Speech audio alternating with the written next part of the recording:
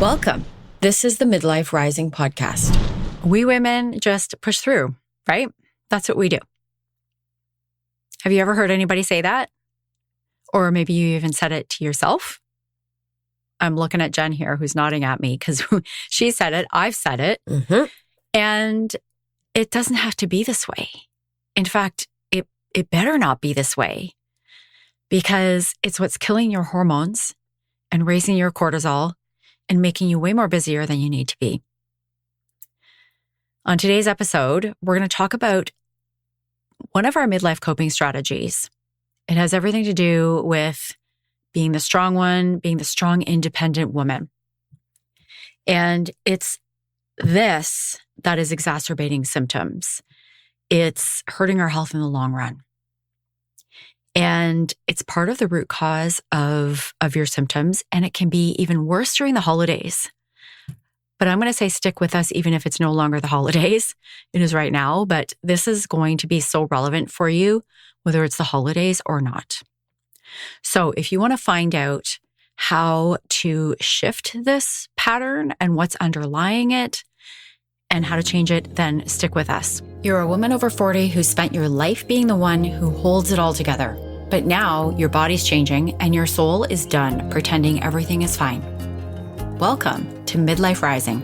We're your hosts, Sherry and Jen, twin sisters and modern medicine women, here to help you rewire your stress response, balance your hormones, and reclaim your feminine power. Every episode is a rebellion against the rules you never agreed to and a return to yourself. Join us where midlife isn't a crisis, it's a catalyst. Okay, Jen, this is this midlife coping strategy.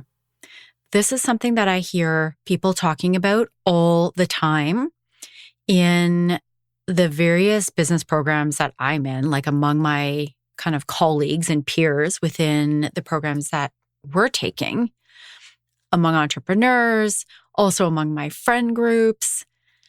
We all feel this need to be like strong and independent and resilient and I can do this, like I've got this. Mm-hmm. That sort of like that is so out there right now, right? I've got this. You've got this. You've got this. And that's our way of supposedly supporting each other. Yeah. Yeah. That's why I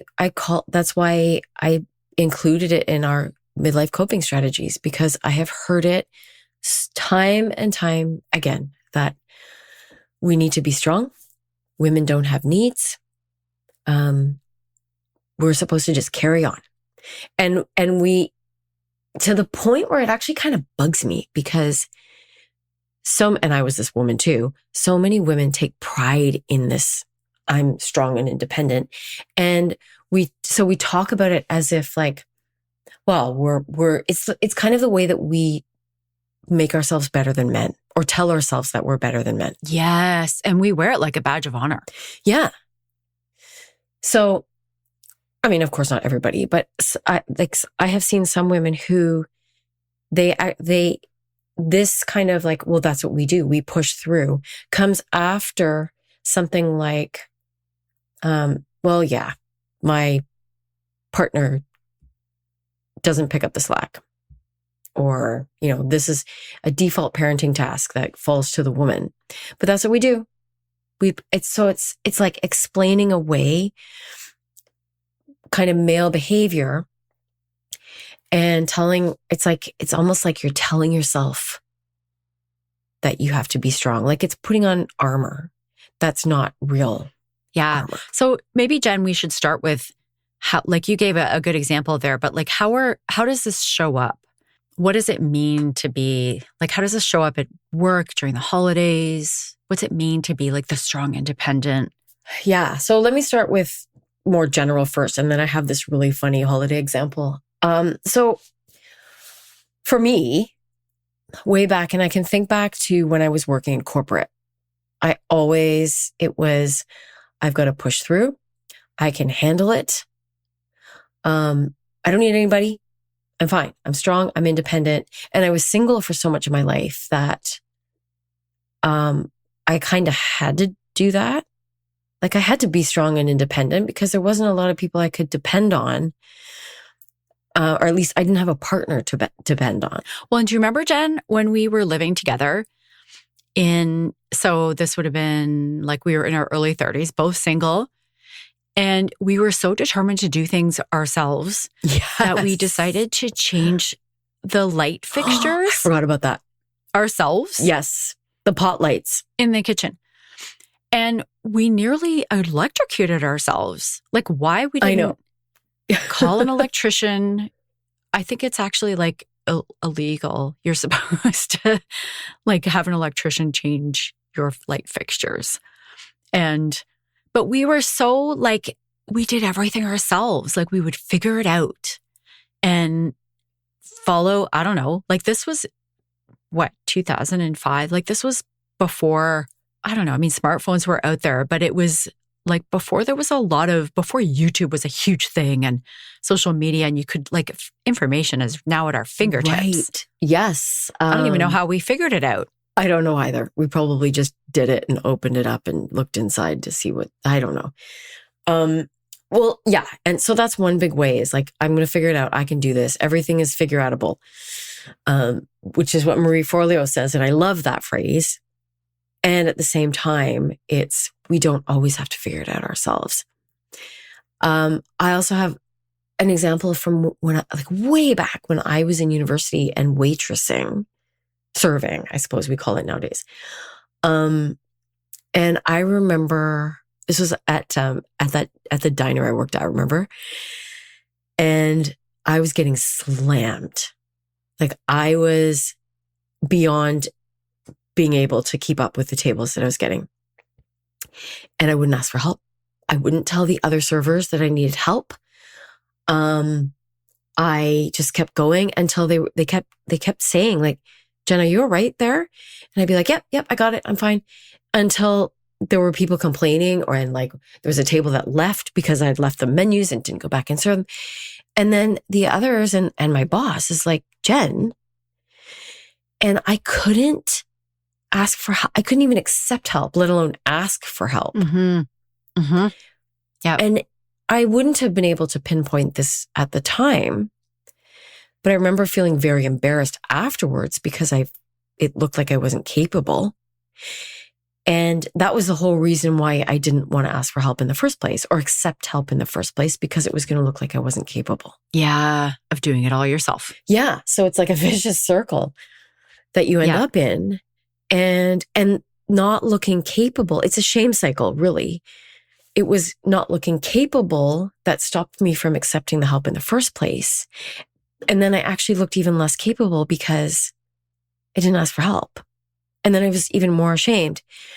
So that kind of situation applied through multiple situations in my life, again and again, whether it was in an office, whether it's at home, it's all the time.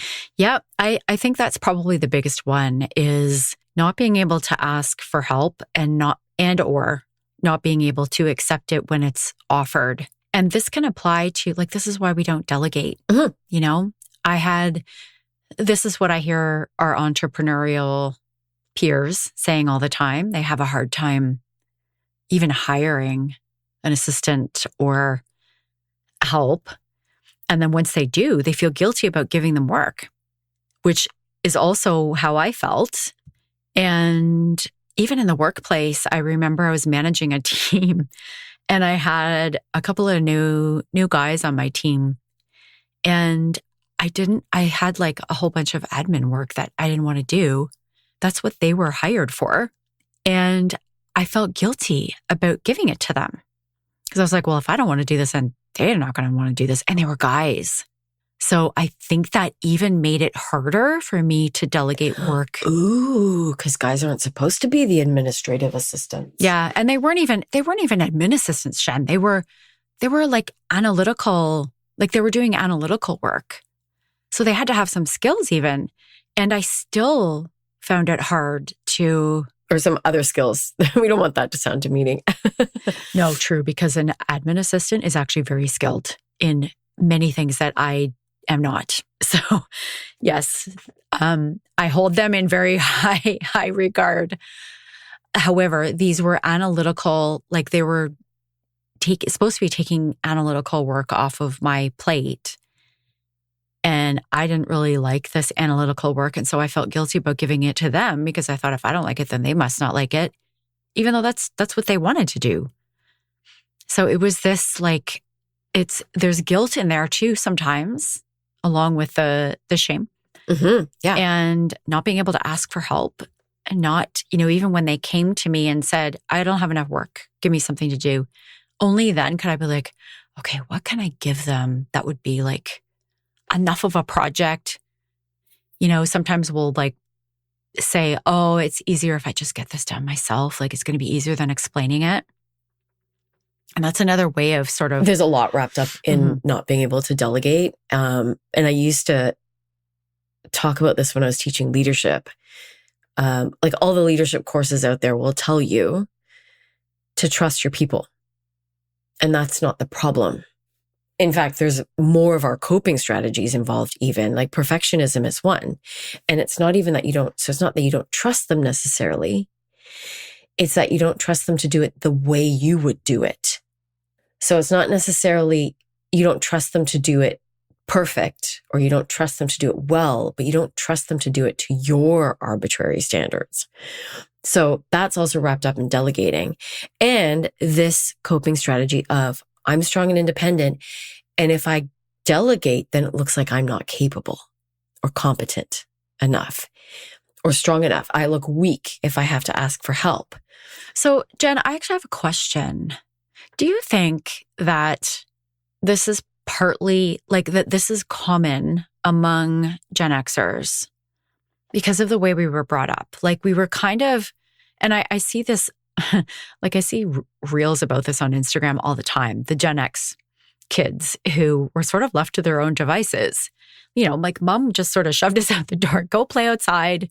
And so did all of our other friends, moms. Like we were all out there playing in the forest, skating on the frozen river or not frozen, like in our backyard. Like we were doing all kinds of things that today's kids would not be allowed anywhere near a partially frozen creek in the backyard, let alone skate on it. Like, yeah.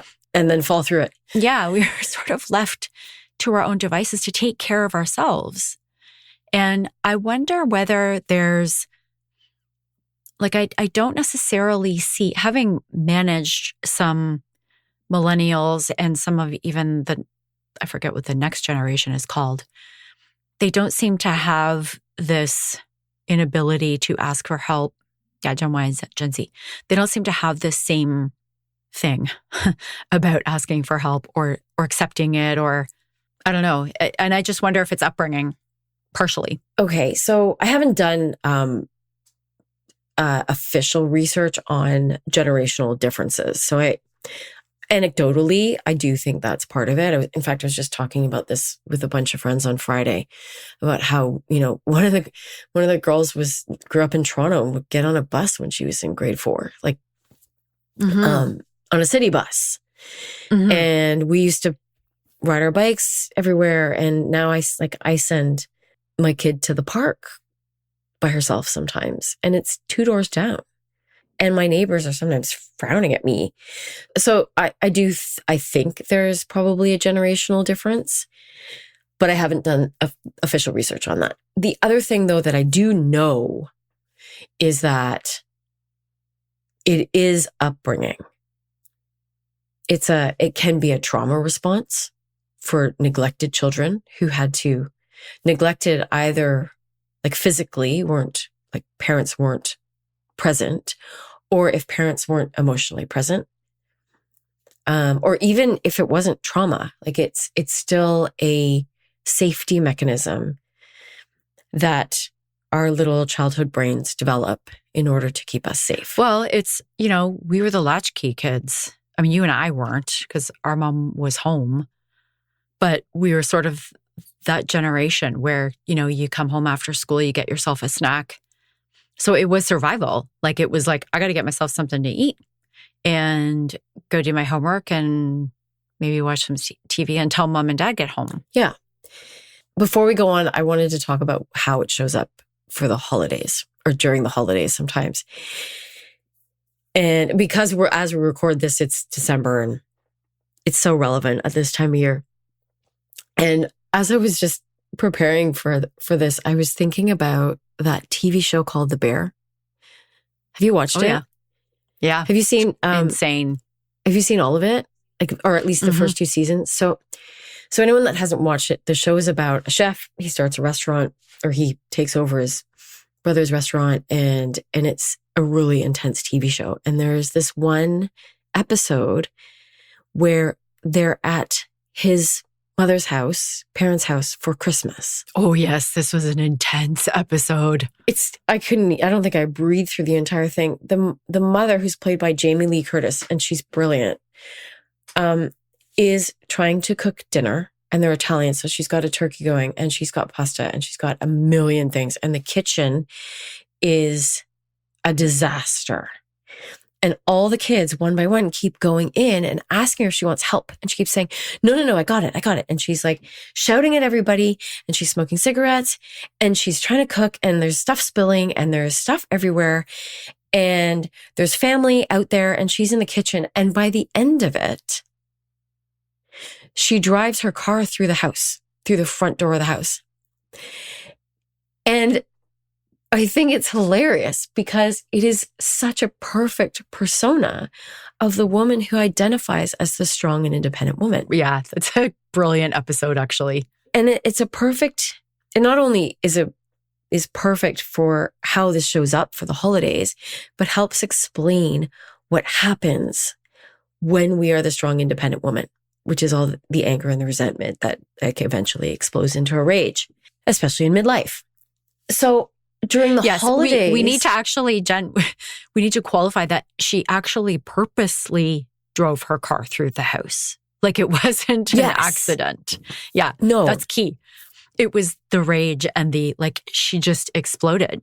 Yeah, it's nuts. Yeah. And the other thing that you brought up was resentment. When we do this and we say yes to, we do something when we act or refuse help, when we actually want it, we might resent the person who we said no to. Like, no, I'm good. And then they go lay on the couch and we're like, here I am doing all the things. Can you think of times when you resented Mike because you said, no, I'm fine? And then he goes and does whatever. He goes and relaxes. And then I'm like, okay, I guess I'll do everything. Even though I just said, no, I don't need help. Yeah. So, but it's going back to that definition that I think we've mentioned before. Brene Brown talks about how resentment is actually, we think it's closer to anger, but it's actually closer to envy.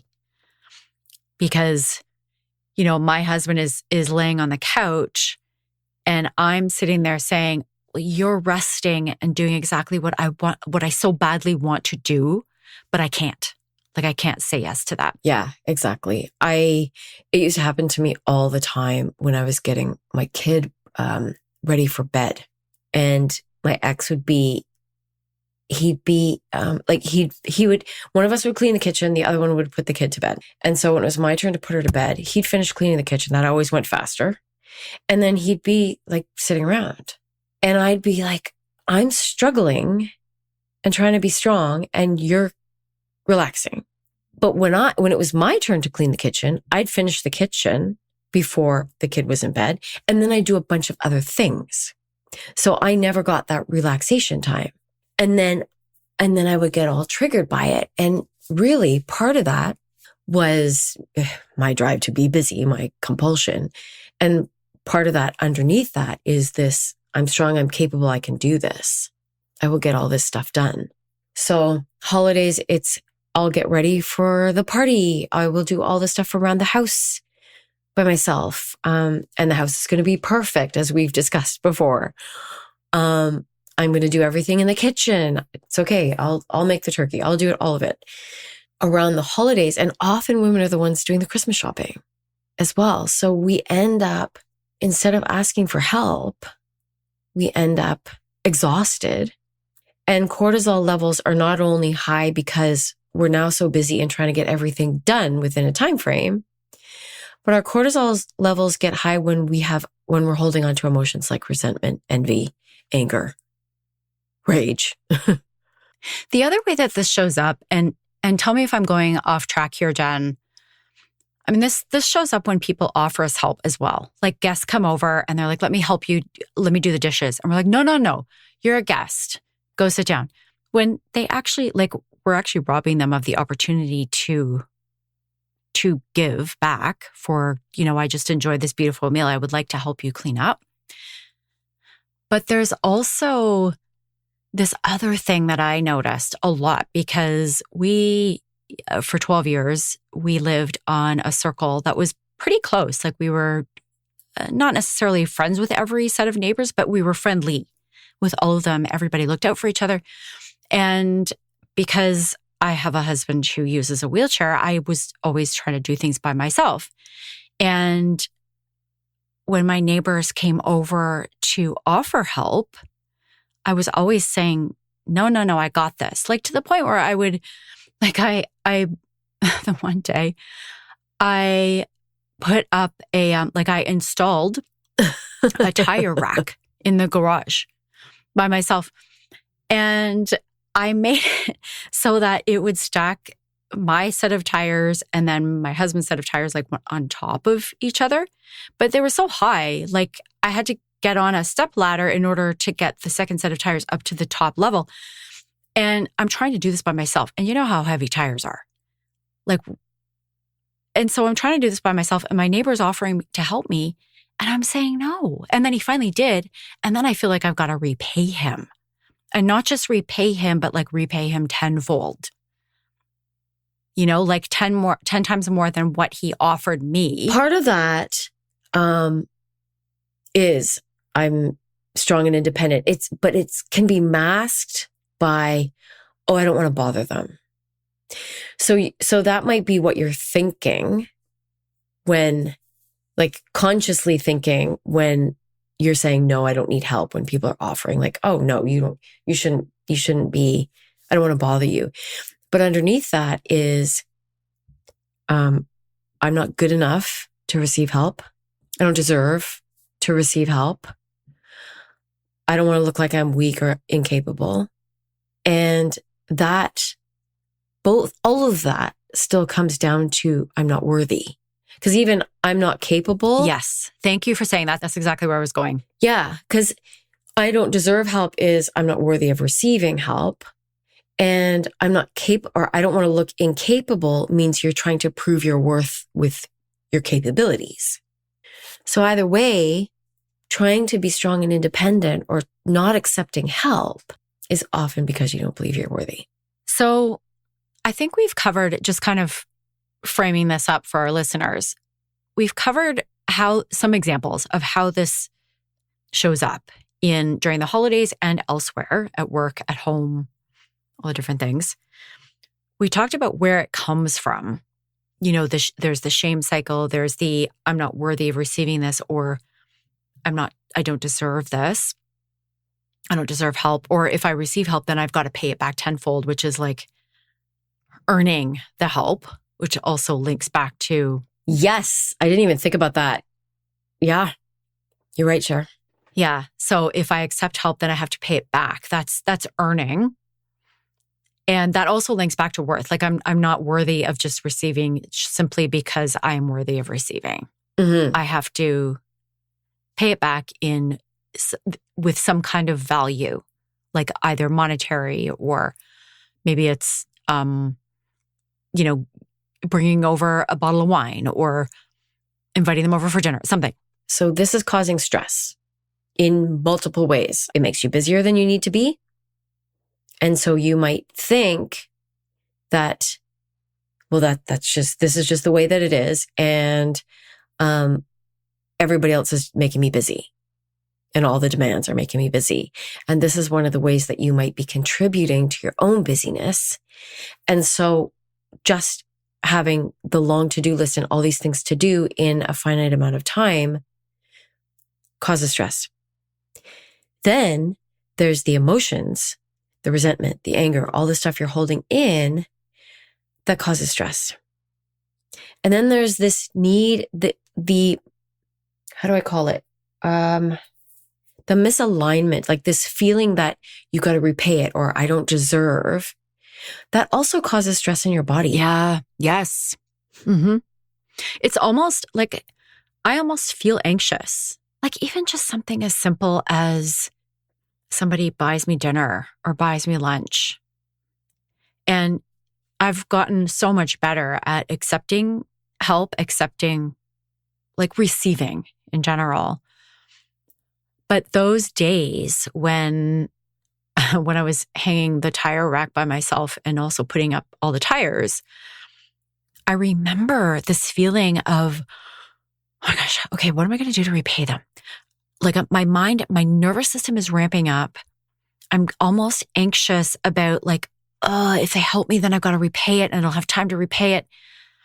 And it's like this cycle and this anxiety that's, I know now is, my nervous system is ramping up and so is cortisol. And that's what it is. When you probably weren't consciously thinking those thoughts necessarily. How am I going to repay them? Maybe later. But in the moment, all you're doing is saying, no, thanks, I'm good. And that is part of a program that your brain is running. Like when it's that reflexive, it's a program. It's a habit. It's an ingrained pattern that your nervous system is running. And so then as soon as you allow, you actually interrupt that and receive the help. That's when the anxiety starts. And that might not be even conscious. No, I'm sure it's not. But you're absolutely right. I'm just thinking about this. It's, the first response is, no, I'm good. And I don't feel anything like that feels kind of neutral. But as soon as I'm contemplating, I kind of do need the help. Like this is really hard and maybe I do need the help. Okay, so if I accept the help, then like it all happens within a split second. It's like, okay, this makes me uncomfortable accepting help because what does this mean? It means I'm not capable. It means I can't do it by myself. It means that like all these things. It means I gotta pay him back. It means, it's all these things that are coming up and it all happens in like a nanosecond that I'm not even conscious of. Right. But looking back on it, those moments, especially the big moments, like when people help me out with something that feels kind of big, like they really did something out of like extra mile, like out of their way, then I start to like, that anxiety starts to ramp up. When you see it later and you didn't realize like this reflexive action in the moment, that's how you know it's your nervous system that's driving the car. Yeah, of course. How have I never thought of it that way? Like when this happens with our clients, like they're always like, well, I don't really know what the narrative is going on in my head. And so for our listeners, I think that's a good little invitation is to realize, like looking back, that's when you can't figure out what the narrative is, that is a sure sign that your nervous system is in a pattern that you probably learned in childhood. Oh, I know. The other thing I wanted to say was this is why this has to do with boundaries too. So we teach this in our program as well. Like one of the first things we teach is how to set better boundaries without guilt. These are boundaries that you're not setting for yourself. It's not understanding your own limits. That's one of the first things that we teach. And women who have the strong identity don't always even realize that they're not setting boundaries because they're so far gone that they don't even recognize that they have needs. And I suspect that that's what was happening when you were putting the tires up. Like you almost weren't even realizing that you needed help. Like, because the go-to is, I can do this by myself. Totally. And I never thought of that as a boundary. Like it's another type of boundary. Like everybody thinks of boundaries as like, I need to say no to the things when I'm invited to do these things or asked to do these things. I need to learn how to say no. But we also need to, like, this is also, you're right. It's not recognizing my own boundaries. And when I can just allow myself to accept the help, that is a boundary. Well, boundaries are the limits of what you allow in and out of your field. Jen, there was one other thing that I wanted to just quickly say about the whole entire thing. I do think there's a little part of me that was like, that sort of gets off on doing the things by myself. You know, like it's a little ego burst. Oh, yes. When I get it done by myself and I'm like, I did that. I got it done. And like, I did it by myself. Yes. So there's also this like extra little, I don't know, thing like where our ego comes into play because we want that little jolt of, you know, that little dopamine hit when we are able to do it by ourselves, like able to figure something out. For sure. And part of that is reinforcing the identity that you take pride in. That's exactly it. So you've told yourself you're worthy. Yep. You're absolutely right. Penny drop moving over here. Okay, so let's talk about how this relates to menopause symptoms. So all this creates stress in your body when you're trying to be strong and independent, and the emotions, the busyness, all the stuff. So creates stress, your nervous system ramps up. It tells your adrenals to release cortisol, and cortisol will override your sex hormones. And then you get the hot flashes, the sleepless nights. You lie there spinning at night, 2 a.m. to 4 or whatever it is. The belly fat, the night sweats, the brain fog, the losing your train of thought. Yeah. All the symptoms. Not all of them. There are some that are not related, but.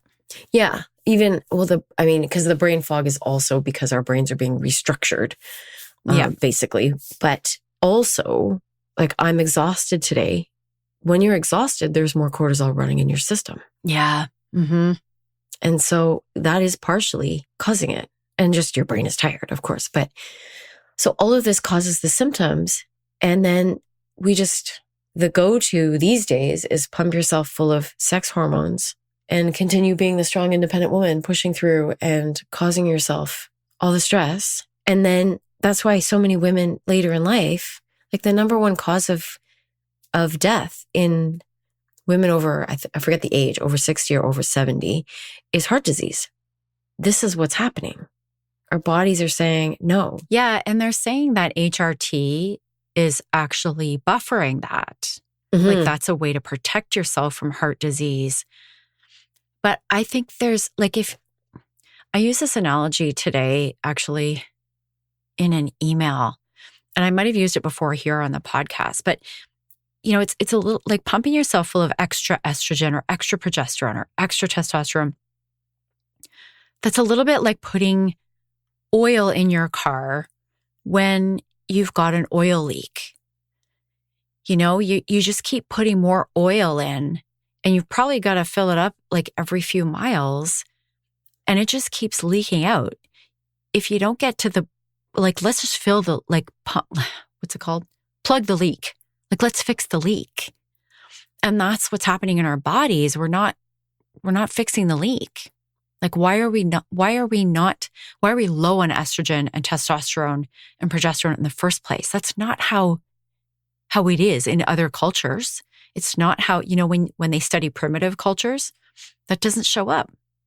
So it's a Western women problem.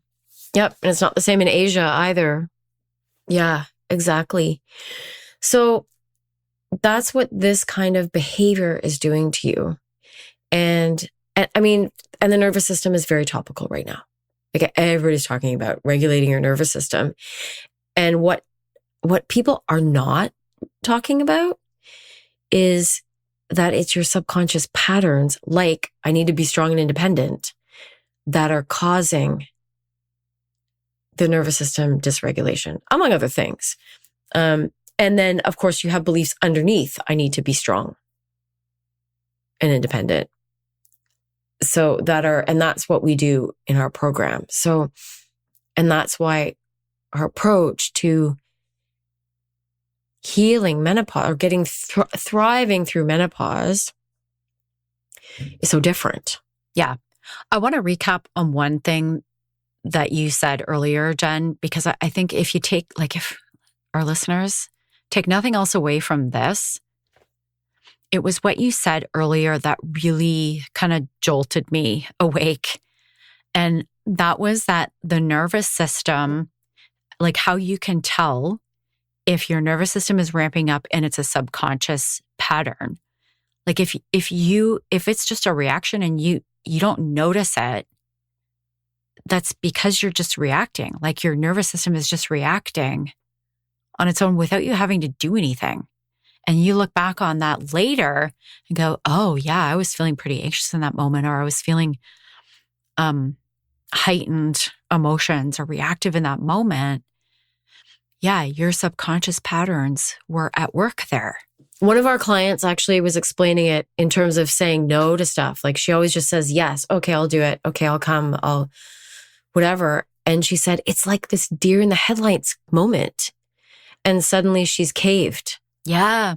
And that's what it is. Oh, I know that moment so well. Like you don't, it's like you are not even awake. That's why we call this a spiritual practice or a spiritual program. And our approach is partially spiritual because you are waking up these things. So you get all this, you're not only feeling better physically because your nervous system is calming down, you are starting to live more joyfully and inspired and tapping into your intuition because you've woken up. You're becoming present and intentional and joyful. So wrapping this up, Jen, is there anything else that we want to tell women about this Be Strong, the capable, independent woman midlife coping strategy?